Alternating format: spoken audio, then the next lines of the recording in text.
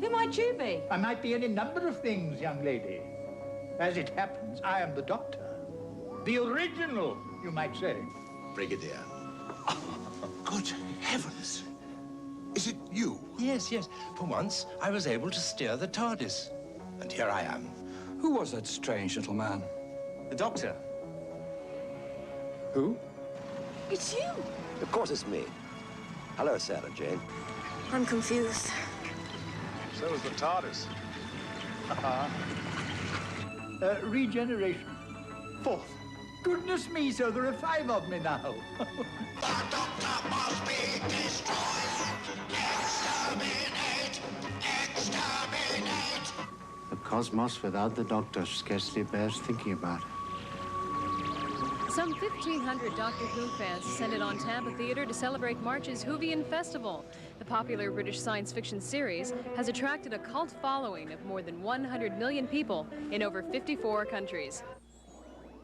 In the States, I suppose it's hard to figure out why it's so popular in the States, except that I think that it's British, and I think that's the quality that they like over here, the fans like. It has a certain kind of British eccentricity, which is unforced, kind of something that's built up over the years that the programme's been on the air. Massillon's tower would go. Must choose below. No. Who unto Massillon's tower would go. Must choose above, between, below. You in pain, Doctor? Age has not mellowed you, has it, Brigadier? I was recalling, in point of fact, an old nursery rhyme about the Dark Tower. Does it help? Considerably more than you do. I think there's a different background to British television than there is to American television. British television really came out of the theatre, and I think very much American television came out of the movies. And American television, I've heard it said by American producers, is very much an advertising medium. And in Britain, it's very much an entertainment medium. I mean, people expect to stay in of an evening and be entertained by television. And I think in America, they don't expect that. It's more sort of moving wallpaper, which is probably why the films do much better in America than they do in Britain. People still feel that they have to go out to get a good night's entertainment, whereas in Britain, people get offended if, they have a night's viewing with nothing they want to see. People in Parliament have been saying that the BBC is too expensive, the licence fee is too much. Therefore, why doesn't the BBC advertise? There's great reluctance within the BBC to do that. And I think ultimately there will be great reluctance in the British public to accept adverts on the BBC. Yeah, I think it's a terrible shame, you see, because you start to get into the system of advertisers being able to dictate what sort of programs are made. And once you do that, you get into the whole area of you can't have a program on the air that isn't popular. The whole thing about the BBC is that it's been able to nurture programs through years of maybe when it wasn't so popular to peaks of great popularity. Over here, unfortunately, it seems to me that never happens. It seems that if a program is not popular within the first 5 weeks, it's off the air. Some of the best programs ever made would never have got made that way. Some of the best programs never quite mature. I mean, Doctor Who wouldn't have lasted 20 years.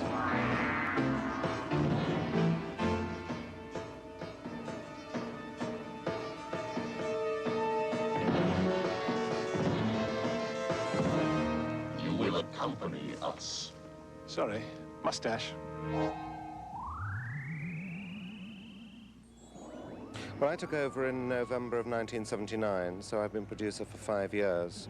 And during that time, we've had 3 doctors, a whole series of companions. We lost K9. So I think you could say, yes, there have been quite a lot of changes in my time. But then I am the longest-running producer, so I suppose inevitably it was bound to mean that a great number of changes happened.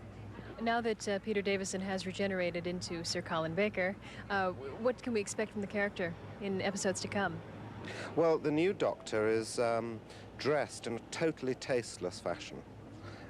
He wears a multicoloured frock coat, yellow and black striped trousers, green shoes, red spats. He's a real eyesore. You've got more than 100 million viewers around the world in 54 countries. Obviously, all these countries don't speak English. How do you produce this? Well, we have a department called BBC Enterprises who are responsible for marketing our product across the water. And if required, they supply a tape to a foreign country who then dub it themselves. I have seen a little snippet of Doctor Who in Arabic, which made me helpless with laughter, but I don't actually do it myself, thank goodness. But how do you explain the universal popularity of it, much less the American popularity? Well, I think it's that basic premise that we talked about earlier, being a very appealing one, being escapist, combined with this tremendous popularity of a hero winning. I mean, we all love to see that, let's be honest. In every movie that we watch, we like to see the hero come out on top. And the Doctor does that at the end of every story. We've had a hiccup recently where we won't have any Doctor Who on television for 18 months in the UK because there are financial problems at the moment at BBC Television. But I think the future of the show is secure. It'll soon be goodbye then. Will it? Well, you're off to Gallifrey to be president. I suppose your Time Lord subjects will find a TARDIS that really works and get us both home. Who said anything about Gallifrey? You told Chancellor Flavia. I told her she had full powers until I returned. You're not going back? You know, sometimes, Tegan, you take my breath away. When the Time Lords be very angry. Furious. You mean you're deliberately choosing to go on the run from your own people in a rackety old TARDIS? Why not? After all, that's how it all started.